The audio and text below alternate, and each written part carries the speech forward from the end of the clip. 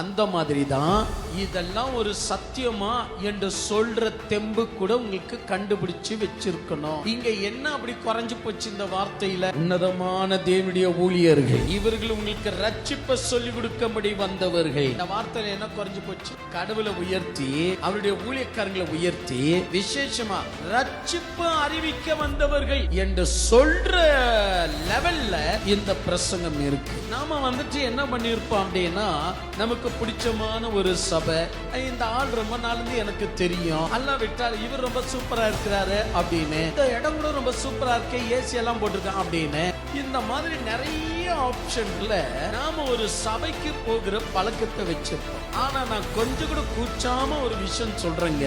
அதுதான் என்ன அப்படின்னா, நான் அட்ரஸ் கொடுக்க மாட்டேன், ஆனா நீங்க கண்டுபிடிக்கணும் எது பரிசுத்த ஆவியுடைய பிரசங்கம், எது அசுத்த ஆவியுடைய பிரசங்கம்.